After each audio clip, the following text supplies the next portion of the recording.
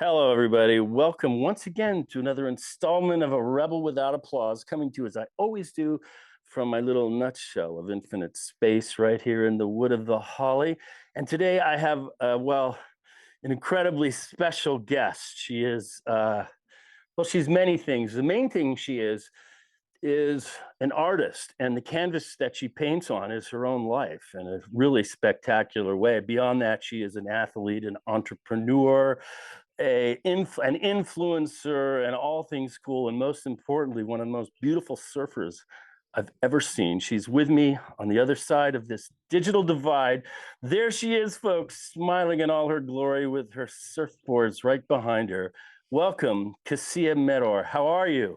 Yeah, good, Bill. Thanks so much for having me. It's a little different than the last time we saw each other, which was out in the water doing one of our favorite things, Yes, surfing. I've seen you. Let's see, it's been a couple of years. I've been sort of chasing you in the water. When are you going to do my podcast? When are you going to do my podcast? I guess it was a couple swells ago at Malibu that I saw you last, and we finally nailed it down. I think that's actually how we measure time. Surfers measure time, not by the rotations of the planets, but by swells. That's it. And Yeah. definitely the rotation of the moon, I think, has to do with that, you know. I think that was probably couple what it was like in May, which was springtime and everything was in full bloom. The waves, the mountains, the hillsides, like wild mustard and just exploding with spring bloom. It was so awesome. Right. And you grew up, well, I'm from the Valley. You're a little bit Val adjacent in Westlake, is that right? Yeah, like Agora Hills, Westlake, like so kind of valley. I mean, we called it the valley, I guess San Fernando Valley, right? Hmm. Like, but the valley has like different tones to it and different kind of divides. There's like the Valley, or there's kind of like the valley, kind of like that valley, which is still San Fernando. But you know, valley's the valley. If you're not at the beach, you're over the hill. And if you're over the hill, you're the valley.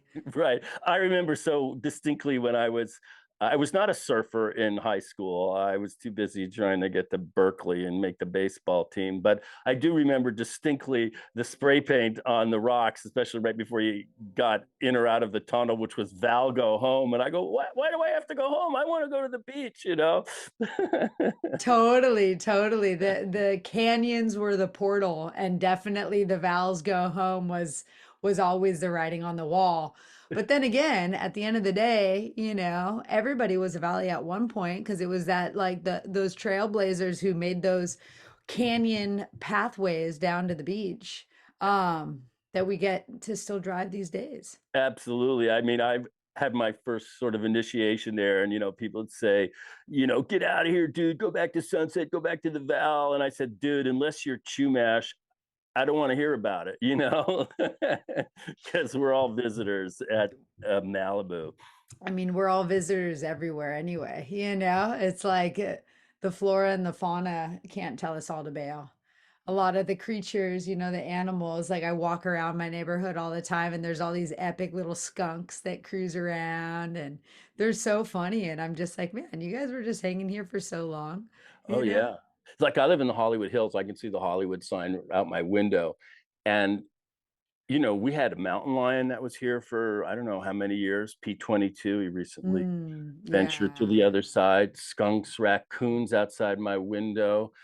I've always had a lot of respect for urban wildlife because somehow they've managed to coexist with us in the shadows and the darknesses. So, Totally, totally. I mean, yeah, I love the urban wildlife. There's a walk that I like to do that's by where I live. Like it's this loop trail that goes by Loyola Marymount because I'm here on the west side. uh-huh. And one day I saw a turtle there laying eggs. Oh my God.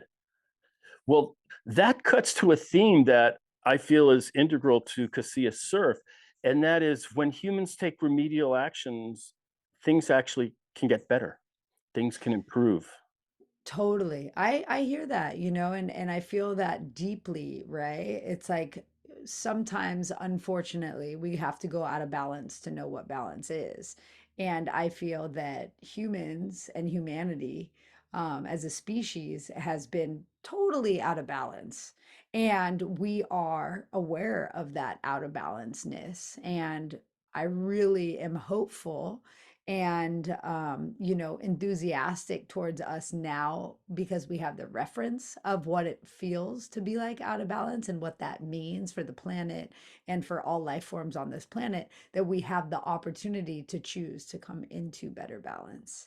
And so, yeah, it's like the technology's here, the will's here. It's just if we all choose to do so, I think we can make a lot of wise choices and pull things back into harmony.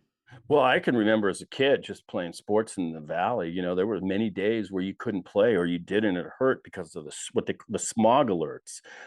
I haven't seen one of those days in 20 years, with the exception of when we have big fire events. And similarly, in the Santa Monica Bay, uh, when they've improved the sewage treatment, the life comes back. I'm a diver. I've pretty much scanned all of scuba dived all of like from Latigo up to Big Doom, and I've seen just an explosion of life that wasn't there. So there's like hopeful signs out there. Totally hopeful signs. And that's something that we do for sure. It's like, okay, we're a 1% for the planet company with Kassia Surf, and we actually double down and put 2% back towards our world's oceans by donating directly to Sea Trees. And Sea Trees is involved with supporting our, oceanic surf ecosystems by protecting and reseeding kelp forests here off the California coast and worldwide. They also work with mangrove forests. So, that's a huge sequester of carbon. As you know, as a diver, the kelp forests are like the wonderland under the sea that exists, that I like all know. these fish and hopefully otters, depending on where you are. We don't really have otters, unfortunately, this far south anymore, Yeah. but when you're up north, you have the otters, and it's just so cool to see thriving ecosystems. And especially, I mean, kelp in healthy conditions grows up to 2 feet a day. Right. So if you think about, you give a little space for that to grow and what can happen because of that. So that's just super awesome. Well, speaking of kelp, one of the things, and we're going to talk about Malibu and First Point, but just since you brought it up, there used to be very thick kelp beds right at First Point. I mean, many times on the low tide, I can remember flying off my board when my fin, hits a kelp thing. Uh, but I don't see the kelp anymore, and I see instead this kind of Saragossa weed that has sort of found it's sort of replaced the Cali kelp. I did some reading about it, and apparently that's from Japan, and it came on the bottom of boats and stuff like that. And I miss the big bulbous kelp that would. Totally. Yeah. I mean, there was like a huge warming event, unfortunately, in 2012 to 2015. And that kind of warm glob that came through California from up north all the way down south, essentially what it did was it was too warm for the giant starfish. And it was also too warm for the kelp and the giant starfish. So there was like multiple things that happened, right? So you take one animal out of the environment and out of that ecosystem, and that is like a crucial element to that ecosystem and keeping everything in balance, right? So those giant starfish, their food were the little purple urchins.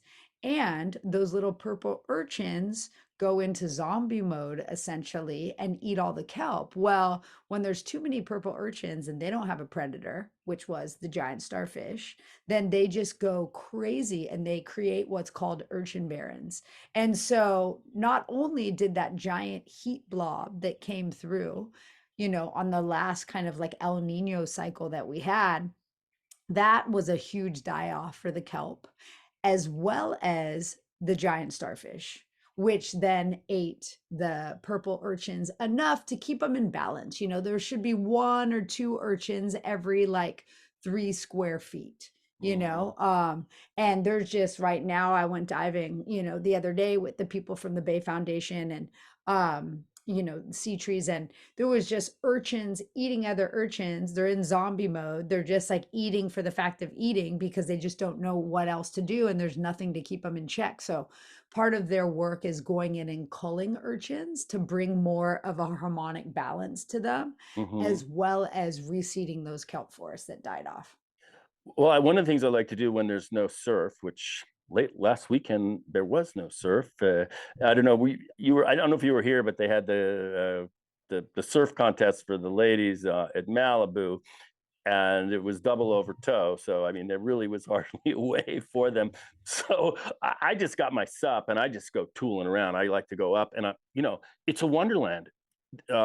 Dolphins were spinning beneath my board and jumping around me. And then I like to kind of go all the way up and then back down around from Nobu and then sort of reverse shoot the pier, very slowly. And I can say this, that those starfish have returned. Hmm.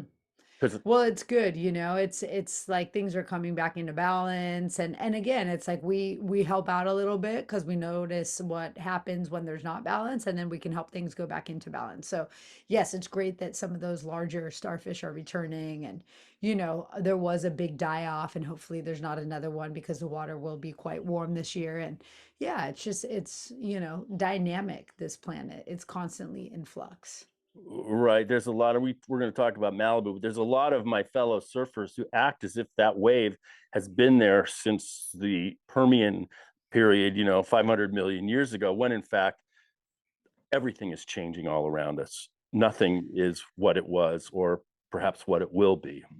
Totally, yeah. Everything's in flux, It's like I always trip out on like the old animations of well, they're not old animations. They're like animations like renderings of the evolution of the planet, and within the last 100 years, I heard something, a geobiologist who was saying that within the last 100 years, we did something like speed up that process, like, over 100 times. That said, everything is in transition constantly. Right, but as you just so aptly mentioned, things are in transition at a pace that our processes of evolution might not be able to keep up with. That's where we have extinction events, and I'm surrounded by some of my favorite extinct friends here. Uh, Yeah, the dinosaurs. Well, they were roaming up in the Hollywood Hills, like before this, like probably before this last ice age, right? They're just like right, they were cruising. mammals. So yeah, when we go back to the Pleistocene era, we're talking Yeah.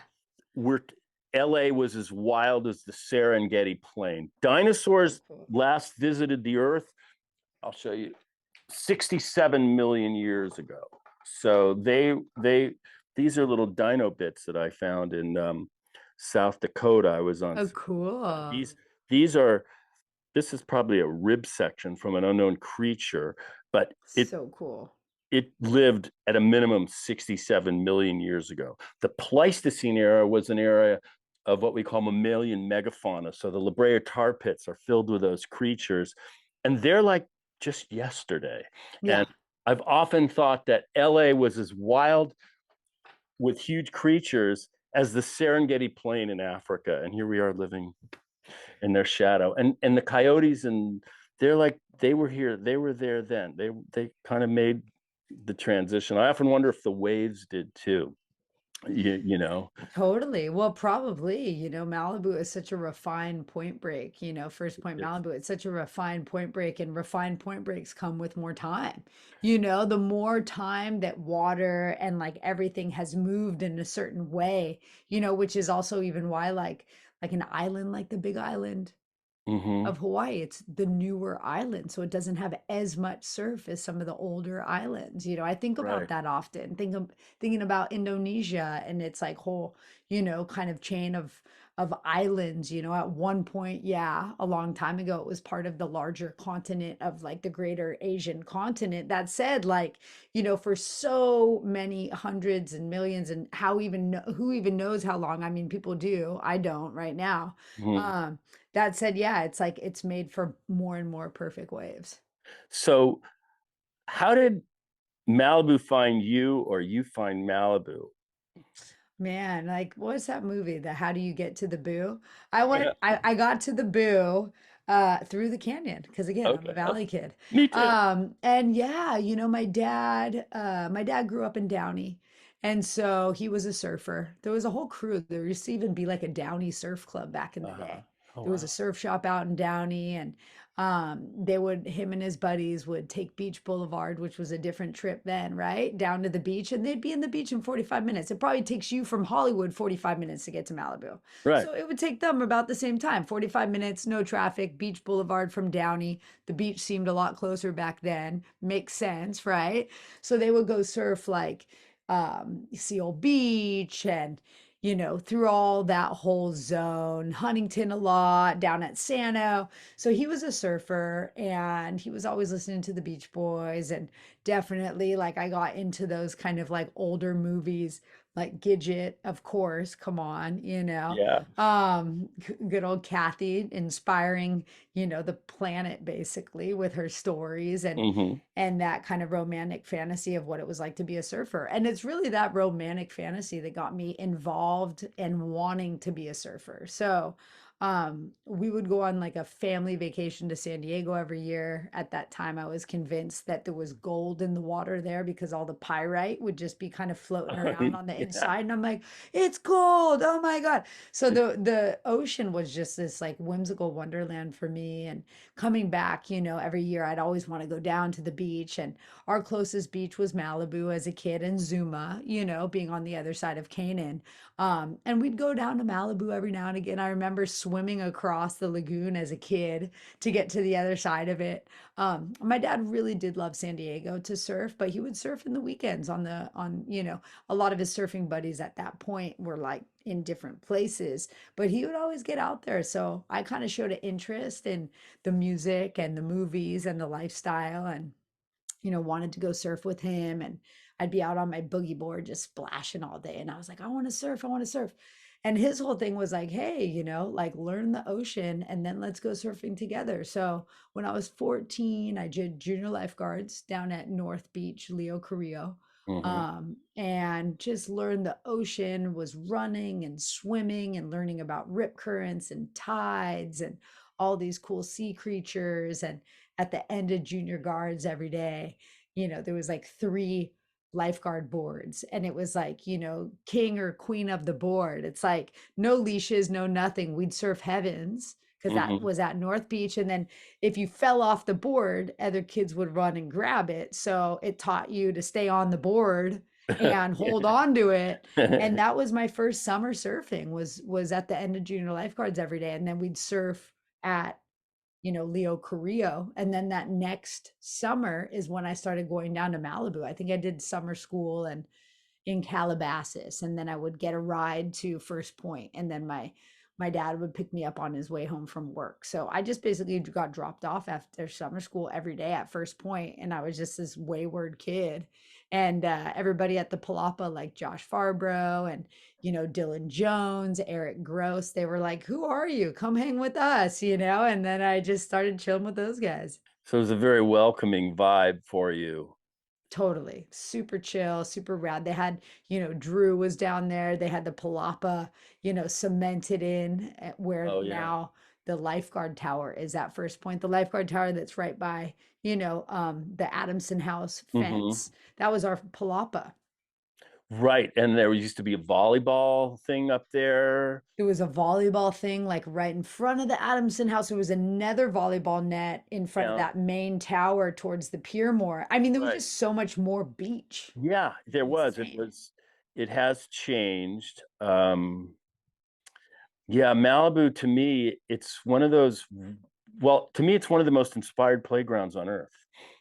It's just, it's right, one of the most beautiful waves, smack dab in the middle of this urban megalopolis that's 30 seconds from the highway. I mean, it's like it's valet surfing basically the way I look at it. And for me, I remember just I was always diving and always drawn to the ocean. And I had a kayak. I loved to go fishing, and I just kept going by First Point, and I'm thinking that wave is so beautiful, and I don't even surf. If I die and God says, "Well, where did you live?" I go, "I lived in LA. Did you ever drive by Malibu?" I go, "Yeah, all the time." He goes, "You surfed my wave, didn't you?" And I go, "Well, no, I was." And he goes, "Get out of here." So Yeah. get I out of love that. It's here. So, true. so I kind of went. Now, being this Gidget or this lady surfer, did you find that there were more obstacles to just being accepted because of your gender, or not? No, not at all. I was embraced just like anybody else down there. I almost even think a little bit more, you know, I didn't get heckled as much. People used to get heckled. I remember one time they duct taped Dane Peterson to the Palapa naked, and that same thing happened to Eric, you know. So I think the guys got hazed a little bit more back in the day. And us girls, they wouldn't haze us. They were just like, hey, come hang out with us. Like, oh, here, you want to get better at surfing? Here, try this, do this. You know, it was a very inviting and supportive environment. I got nothing but like encouragement and support from the community down there. And you know, they were heckling the guys, but I think it was just out of like because they loved each other and they were all friends. And it was like that's what happened. I don't think anybody could get heckled now because somebody's parents might get really upset and sue Oh yeah, somebody. that's But bullying. Yeah, right. mhm. Well, It was a good-natured heckle. It wasn't anything mean, you know. I got what do you call it, hazed? What, like a for like there was all the MSA people that were like, because I was maybe a little too aggressive and just trying to get ways, and but most of those people, they're now like my really good friends. So Totally. I mean, you know, here's the deal, right? If you show up to a place and you're not being respectful, you know, there's a level, and I'm not saying that you weren't being respectful, but some people just don't know, right? They're out there trying to get the waves. They don't know that there is a whole kind of talking about ecosystems. There's a whole ecosystem that's in collaboration out in the water. You know, a right, lineup is its own ecosystem, and sometimes if you go into an ecosystem without knowing kind of like the order of it all, it can be like a little bit out of balance, right? Again, going back to kind of like those things. So then it's like, oh, wait, there is a flow, there is an order, there is a kind of like etiquette that happens out here. And when that etiquette is followed, then everybody's getting waves, everybody's having a good time. It's a vibe, you know? yeah, And I think sometimes for lack of awareness, people that are sometimes newer to surfing, especially later in life, that might know the ocean or they're fit enough to catch waves, maybe they just aren't aware because it's a new environment, you know? So it's a whole different language that people aren't maybe like savvy to. In my case, there was, oh, I was Chris Ortega said, "Do you check the internet?" This is when message boards were kind of around. It was a little bit older, and you're YBG. I go, I'm who? You're YBG. You're yellow board guy, because I had a yellow board and nobody Oh knew yeah. my name. And all of a sudden he goes, here, check this out. And it's like, he did this and he did this. And all these people were like, like, what the hell? And then, I had a few moments, and then it was fine. It was kind of, Yeah. it was a game back in those days. It was nowhere near as tough as Mm-mm. the world Mm-mm. that I had to navigate in Hollywood, and particularly in nightclubs, comedy clubs, because I've been a stand-up my whole life. And Totally. whatever Yeah. happened at the beach was nothing compared to what I experienced at the Improv and the Comedy Store and some of those other places. So it was just fun. But uh, Yeah. I hear I'm, that though. yeah, I mean, for me, it was just like the thing for me in surfing is I just had so much fun being bad. Like, this is fun. I'm learning. Mhm. It's fun. I was really not result oriented. It was Mhm. just process oriented, which is a good lesson for all life, I thought, because you kind of end up having to fail your way to success in life. There's no path to success through success. It's through trials and failure. Um, Now, one of the things that's so impressive to me about you, besides the elegant backside cross step and this adventurous life, is that you have put together for yourself, is that you have one maneuver that a lot of surfers, no matter how good their ability, have not really managed to get together, and that is the smile. You do it always with a welcoming smile, which lends to me a deeper meaning to the whole surf endeavor. And you have embodied that. And it seems like it flows right into your Kassia Surf and your business and the whole lifestyle world that you're a leader in. Oh, right on, Bill. Thanks so much. And yeah, I think, you know, the ocean and just being in collaboration with nature, flowing in fluid dance with nature and this massively beautiful element, which is water and the ocean, you know. Um, it just brings me so much joy and gratitude and peace. And like no matter what, it's like that joy and gratitude and peace is definitely what I feel that I can only naturally exude when I'm like out there. And it's Mhm. just like comes out of me. Like I can't not smile. I'm just so freaking stoked. And when people are out in the water, kind of like grumbling and stuff, I'm like, really? Like, Yeah. and two, I work with sound and vibrational therapy, and water is like a conductor of energy, right? Like it that's why like it you can't drop a piece, an electrical wire in the water. It would electrocute everyone in the water because it transmits energy. So I always really am conscious of radiating that joy and that gratitude out into the ocean, because I feel that that truly just helps make the world a better place and everybody out there, right? So just even you saying that and reflecting that is like a testament to that, because you're feeling it, just by being in it. And I think it's contagious. Like, let's make good things and positivity and love and joy and community contagious. That's what's up. Yeah, well, you embody it, and and it's interesting because surfing at Malibu is a competitive experience. There's only so many waves, and there's always a lot of people, and it's finding the balance between the aggression to get the waves and competing for them, but not being a hog, And I feel like that balance, especially if you're going to be there 60 days a year, what you do one day is going to be, there's payback another day. And it's always sort of finding that balance of being able to read waves and wave riders and being cool. And you're an elite professional surfer, but there's no vibe coming off like she's using her ability to get more than maybe what feels fair. And we see other examples of that they kind of aggravate you over time. Totally. No, I hear that. And that's the thing. It's like, there's definitely that thoughtfulness of like always, never take what you need and always give back more than you take. And I feel like that's, how I try to live my life, to always give back more than I take and to only take what I need.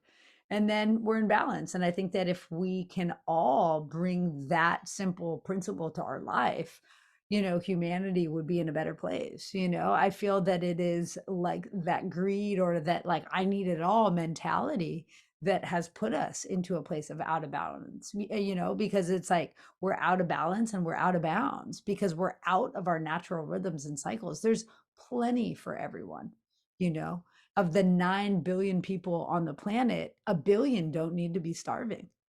Right, right, right. I always say surfing doesn't build character, it reveals it. Over time, you can see into a lot of people's souls out there. Um, That's what's up. Yeah, it's a really good reflection, but it shows your style, it shows your character. Like mhm. the ocean is like, a giant mirror, really. Yeah. Now, one of the things that's so impressive is we talk about canvases and art, and to me, I look at your life and it's it is a work of art. And I'm curious about how you went from the professional surfer vibe, competing in the ladies longboard circuit and being one amongst the best, and to finding your niche as an entrepreneur and marketing this freedom vibe that you've really are part of. Totally. So yeah, I think it was just like a natural progression, right? Just like when we're in the ocean, we're like naturally progressing to like bigger waves, sitting further out the back, riding different equipment, It's like Mhm. you kind of learn your way to and through different elements. And a lot of that is like what you're saying before, like eating it, taking some big wipeouts and like building some more elasticity and resilience. And I felt like I just got to where I could grow as a person and as a character and as like my own, self through being a professional surfer. There I was so grateful for the opportunity to travel, to see so many places and literally to just make a living surfing. Yeah.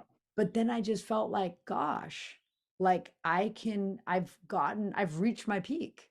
Like I wasn't trying to like win a contest and what's that for anyway. I wasn't trying to be like the best surfer in the water. I was just trying to like learn and grow and evolve. And I was like, man, I want to do more. Like I felt like I could only go so far as a professional surfer. So it's Mhm. like, what do I have to contribute? What do I have to give back? Also, working for a giant corporation and corporate sponsors, there are super awesome benefits to that. And I'm so grateful for all that time. And then it also felt like it was like, right after that kind of like last little, economic dip, and a lot of things were changing, and I just felt like a little just out of rhythm with my big sponsors. Like I'm like, man, I'm growing up. I'm seeing kind of like our first world consumerism and how it's affecting the natural landscape. It's affecting the water. It's affecting the earth in a horrible way. I want to do better. I want to make better. And that's, those are some of the reasons I left. And did I have any idea what I was doing? Totally not. I had made wetsuits for about 6 years for my big sponsor, and I was with them for about 15 years, so I was excited and inspired to make wetsuits. I love taking photos and I love speaking authentically from the heart. And I was like, well, I don't know what this all means, but I need to push myself. And I know if I stay here, I'm not going to continue to evolve, and I'm not going to know where I can, it's like staying in the kiddie pool your whole life. You're like, well, Mhm. what's it like to dive into the ocean? So I kind of like haphazardly, I guess you could say, um just dove into the ocean. I was like, it was time for my contract renewal. I was like, thank you and no thank you. I'm going to try to start my own thing where I could make, all my choices based off what I want to do. And maybe those choices are going to be a good thing. Maybe they're going to be a learning lesson. I'm going to wipe out a little bit. But if I don't go, I won't know. And so it was kind of that energy that got me to leave professional surfing and start my own company, as well as start to like teach people. It's like I host all these retreats. I get to connect with people. I get to see those connections with other people, inspire other connections. Like so many people I know left their corporate job after they came on retreat. I'm not saying you're going to come on retreat with me and you're going to like leave your partner, leave your job and change your life. But I've witnessed that happen time and time again. And then being able to witness people after that, I'm like, oh my gosh, this is freaking amazing. So it's just awesome to be, like really of service and support, and be able to teach some people like cool things about surfing. Like, this is awesome, like right on. But then also see how that translates, because as you mentioned, there is that kind of mirror. Surfing shows your character. I also feel like surfing shows our opportunities, where those opportunities to grow and evolve and change, so it's like, I don't want to say our character deflects, but maybe like the things that we can move through, like it can expose like our shadow stuff, or the content that we have to work with to continue to evolve. And then by surfing too, it gives us that like resilience and that tenacity to keep going out there and doing it over and over again. So I feel like there's a lot in there, and I feel a lot of gratitude for it all. Well, I've seen the wetsuits because I've seen you in the water, and the beautiful purple toot on the sleeves and the legs and the designs, and I see it on the wetsuits, and it's all part of the beautification of the beach are your wetsuits, and I've admired them. My only little complaint is, how come the girls get to be so pretty? I would like a little color in my wetsuit, but I can't find anything my size that is anything but a big black seal with the zipper, in the back. So I totally admire the designs, and I've seen you on them many times, and they definitely catch my eye in the water, and it's all part of the beautification, of where we are. And it goes back to something we talked in the beginning, is surfing as it exploded into let's say, into the popular culture and middle class kids that didn't live on the beach in the valley, the Gidgetization. I mean, Gidget is the Pied Piper of surf. Kathy Kohner Zuckerman, by the She's way, so cool. I did a show with her last She's couple of awesome. years ago, and she's such a sweetheart, one of my good friends. But the material sciences that led to a lot of advancement in World War II fed surfing. whether it was fiberglass, the Clark foam, neoprene. These are like materials that were developed in other industries that basically made surfing accessible for the masses. But now we're like, you seems like you're part of a newer revolution in material science as a for surfing because some of those materials are pretty toxic. Totally. Yes. And I think that's the thing, like through the industrial era and like coming out of like, kind of post-war and all these like advancements in materials, we were really working a lot more with chemicals and not knowing what harm they would cause. And maybe some people did know the harm, like, but a lot of people were just like, oh, amazing, plastic. You Mm, can put stuff in it. It's great, not realizing that plastic would be in some ways our demise. And 50, 60, 70 years later, all of us babies are being born with plastic in them because it's in mm. the air, it's in the waterways, it's in all this stuff. So it's like, okay, cool. So now we're in this place again where like we have to know where balance is when we're finding out of balance. It's like then we have like a reference point, at least like, oh shoot, I hit a wall here. Okay, wait, what does the other thing feel like? And I think there's all these cool advancements and more technology as it's coming out, giving us other opportunities to look into material solutions that are more earth conscious, that are softer on our environment, and that are just more um beneficial to the long term, because that's really what it's about. And I don't think anything is perfected yet, but I think that there's a willingness in all of us really wanting it first, and then having the technology to start to develop it, and then really changing the needle to then having all these kind of like factories and bigger companies being able to start to have it available for us. So I feel like it's like multiple things that lead to that innovation.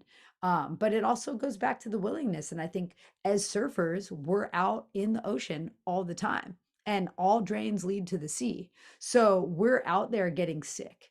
We're out there, feeling the chemicals, literally drinking them, bathing in them, So we're also like, I read a study the other day that said, surfers, hikers, people that are outdoors more and connected more with the natural world, if they're walking through a park or they're walking down the street, they're, you know, way more likely to pick up trash and to be kind of like, good stewards of the planet because you're in it all the time. So that's the thing that I think is great as surfing is spreading. It's spreading that mindfulness and awareness, right? Like it's spreading because we know what's under the surface, right? Like from the beach, you're looking at the ocean and you're like, wow, it looks vast. It's big. It's blue. It doesn't look like it's polluted at all. But when you're diving in, you diving under the surface, you're like seeing, tin cans, you're seeing trash in the bottom of the ocean floor. You're seeing it either thriving or like not, because you're in it.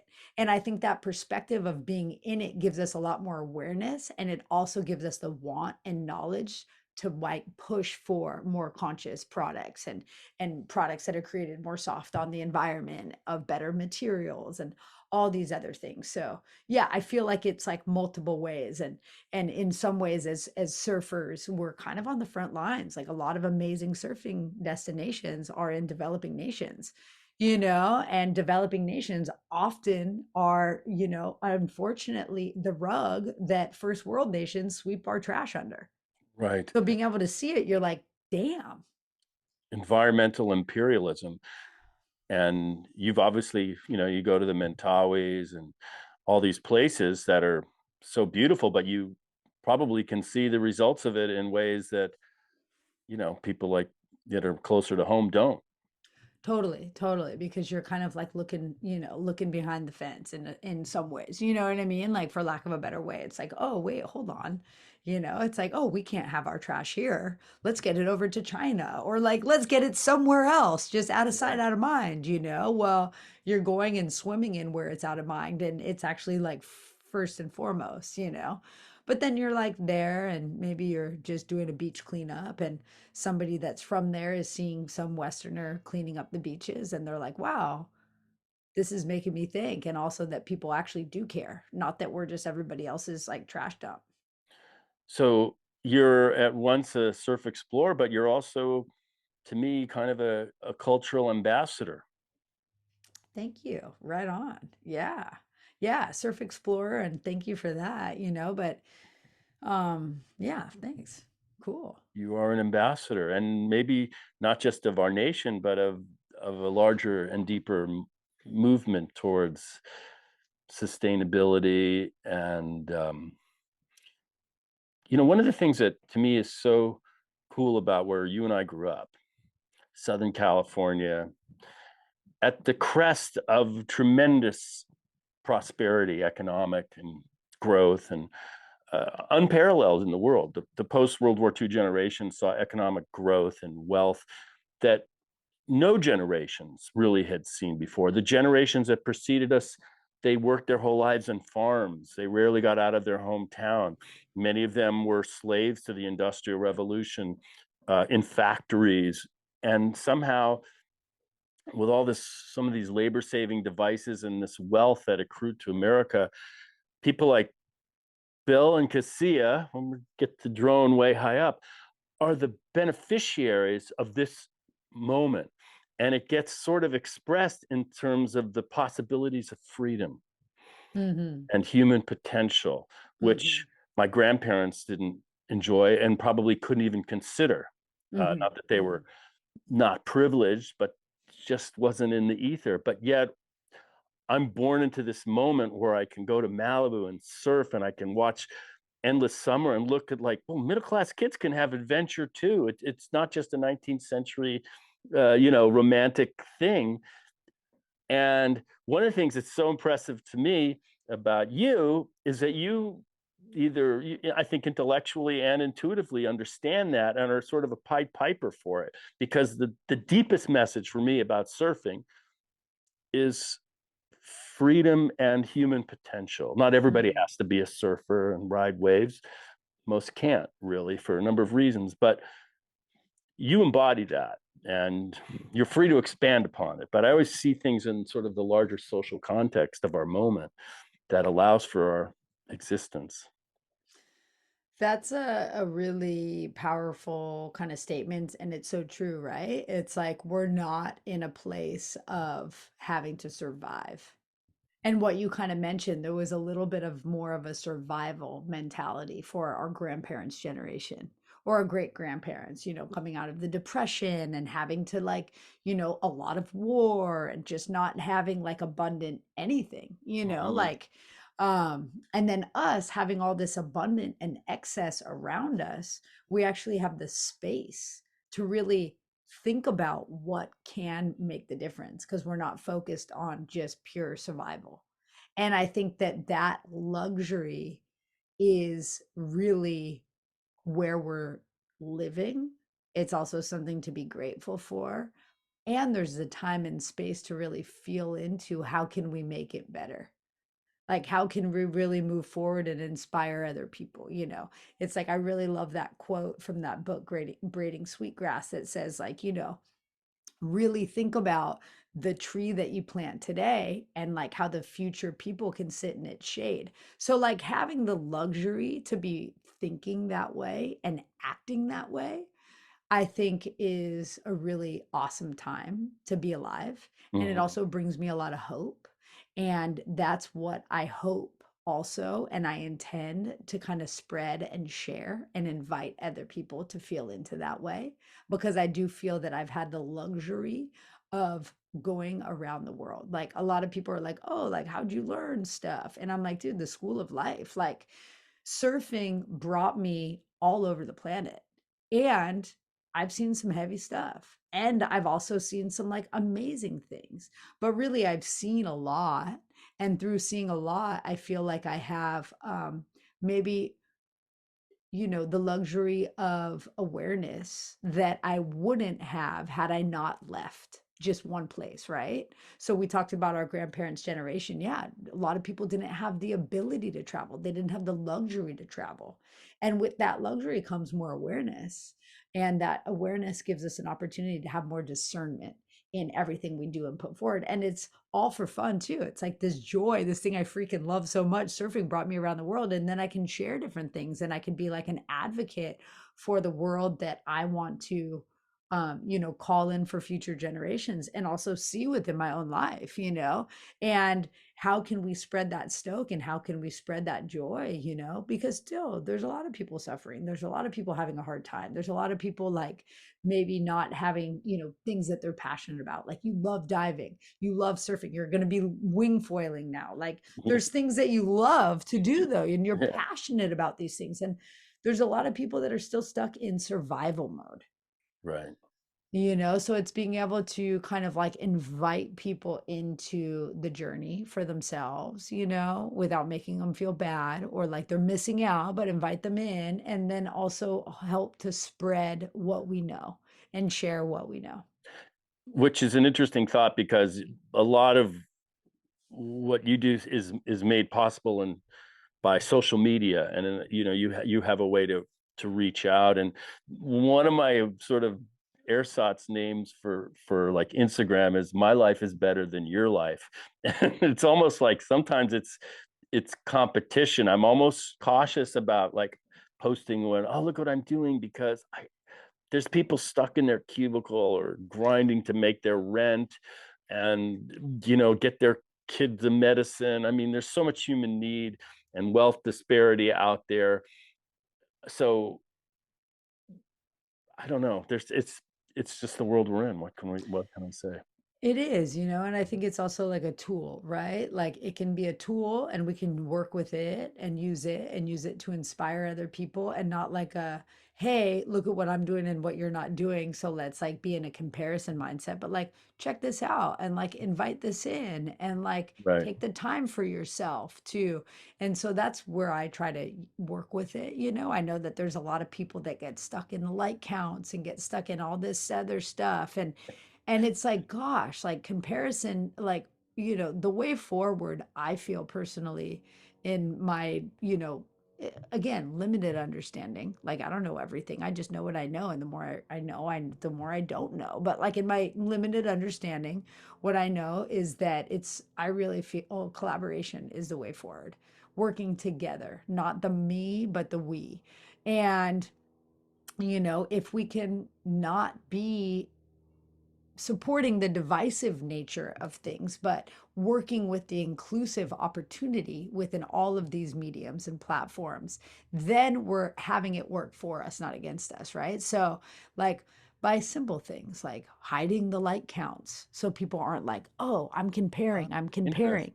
You can do things like that invite in, like I always try and invite in like inspiring quotes or things I'm thinking about. Like, I share information, but not like this is the way and everybody sucks. It's like, well, I'm learning these things and like, hey, inviting you all to feel into different ways that we can all make a difference every day. Like, if the waves aren't good, I'm not going to the beach because I don't need to drive.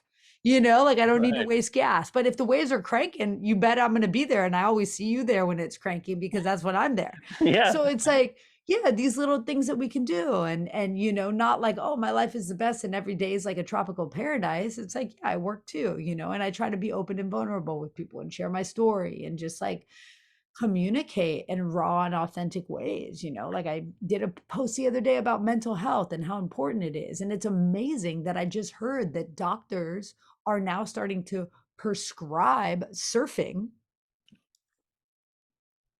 as a thing to do for your mental health rather than pills. Well, the waves are now Yes. more crowded with psychos. Great. Yeah, yeah. Oh But no. but I mean that's pretty amazing. They're prescribing things like going outdoors, and they're prescribing things that are healthy for you. It's like that's freaking incredible that people are even starting to think that way. People are going into the water when, they're trying to work with like addiction or mental health or grief or all, that's like an awesome tool and it empowers people through being connected with nature. Absolutely. And you spoke about something that's of huge interest to me is this overriding tension in American and probably human life between our desire for individuality and our need to live inside the collective. Because after all, human survival to this moment is not based on our individual prowess. After all, there's many animals that are stronger, faster than any human. but our capacity to communicate and work collectively is our big survival advantage.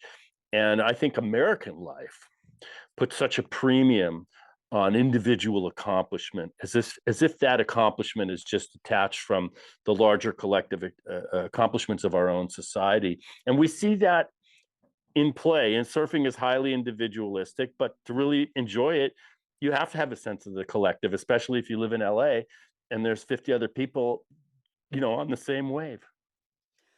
Totally. So it's like, how do we kind of like, I even think about like the word me and like it has a cap on it, Right. right? But like we is like two open vessels Oh, interesting. and it can like overflow, right? So I think about that, just how it is, right? And I also feel that, yes, to some capacity, that individual mindset was probably needed at a time to survive. It was probably crucial for our survival at a certain point in our evolution on this planet. Hmm. And we don't need that anymore. It's really about we is the way forward because how we collaborate, how we work together as a global community rather than these like individual nations, like those are the things that I'm thinking about because yes, we are all in collaboration on this planet, whether people want to realize it or not. And what somebody's doing over here affects like people over here. And we're not aware of it, but we all are connected. Just like if somebody's just like, every wave is mine, and I'm taking off on everybody out here because I need to get mine because I only have this much time and blah, blah, blah. Everybody in the water is going to have a bummer of a time because that person's going to be dropping in on everybody, most Right. likely, And so, it's that kind of idea and that kind of that kind of mentality of we, I believe personally is the way forward, and if we can really start to think about the we in it while also like having our own sovereignty. But I think that that's like an interesting thing, right? Because you brought up like America and Americans, the I, right? Like in a way, right? The independent I. And a lot of people, except for the indigenous peoples that were here before anybody, the First Nations people, um, came from somewhere else and abandoned their culture to survive. So everybody who showed up on these shores came to get theirs Right. and had to abandon the communal aspect of feeling a part of a country or a part of a culture to Yeah. start theirs and get theirs. So I think it was that spirit and that energy that we're still feeling. And that's, I think, where the opportunity is to see us all as one people. Right. And it's finding that recalibrating the balance between the I and the we. I mean, we've seen other societies where the we just crushes the I, and others where the I can crush the we. And so I think that's a tension that's always in play. We even see it in our team sports like basketball, the guy who's the ball hog, but the team loses. Well, what's the point? So there we find we're just always struggling for that balance. I personally, as you are, I can see it, am a highly individuated person. It's just I couldn't get in a cubicle and I wanted to be a comedian, an actor, whatever, all this stuff. As I see you are completely self-invented. We are highly individuated. But what's beautiful about Kassia Meador is because of in spite of your individualism, you understand the larger social need for the collective sort of reality as well. So, Totally. And I think that's the thing to spread, and that's the thing to share, right? And that's where collaboration comes in. And we're only as strong as our weakest link, right? And it's mhm, like kind of like the idea of like, even the thought of many hands make light work. It's like, yeah, it's light work when we're all working together. So why don't we all collaborate? It's like I think about this often and I'm not, and this isn't like to say like, oh, like we're done with competition, but right, if you have something like the Olympics, for instance, where all the countries in the world are on the same page about the Olympics. and everybody's sending their best athletes to compete against each other to see the world's best in whatever the sport is. Well, what if every country was sending their brightest minds to work together and collaborate towards ways to get us all out of this mess that we've created for ourselves? And there was games and sports around it, and it would be like a fun thing rather than a competitive thing, because oftentimes we know those Olympic athletes after the Olympics, they put their whole life into it. What are they going to do? They beat up their body. They don't even know who they are because their identity is wrapped into this thing that they did. And that's over because it only has like maybe 1 or 2 rounds and then you're done. How is that helping anybody? The resources, the energy, the money that goes into the Olympics, them creating these mega cities and then having those mega cities be ghosts. We don't have the resources to continue to fuel this thing that's really destructive, actually, and wasteful. So it's like, how do we take that? But that's like really the one thing that everybody around the world is in support of. That's like where we all meet, right? You know, Sport. yeah, support. We saw a little bit of that with COVID. We all kind of were like, oh shit, there's something going on, Hmm. let's talk about this, but that's where we're all working together. So how do we take that sort of mentality and all get on the same page for what's happening with the planet and like really kind of solving some of the crises we've put ourselves in? I mean, those are the things that kind of get me amped up, and those are the things that I kind of think about, and those are the things I like to communicate about, because it's like, I mean, I don't know the way. Do any one of us know the way? But together we can find the way forward that's the most supportive, and Well, that's what's you touched on something too, and is that having you were a professional athlete, and the lifespans on professional athletes are way shorter than the lifespans on accountants and lawyers, and it's a shorter window. So professional athletes have this struggle when that time sunsets of reinvention and figuring out how their life can have meaning. And you seem to have, I'm sure, not without pain, but you've done it, and it's beautiful. Oh, thanks so much, Phil. Yeah. Yeah. And this is what we're here to spread. And so it's like next time we're out in the water together and we're talking about these things, it's like this conversation, hopefully many people will hear it and it'll give them the inspiration to really feel into those things and think about those things. And I'm a big believer of what's convenient sometimes is the trick, right? Like it was convenient to have a plastic water bottle, but it Yes. was the worst thing ever. So Hmm. like when something feels so convenient, like I could have continued to take money from my giant corporate sponsors and be a surfer, but would I put myself into a place of having to figure it out in a different way?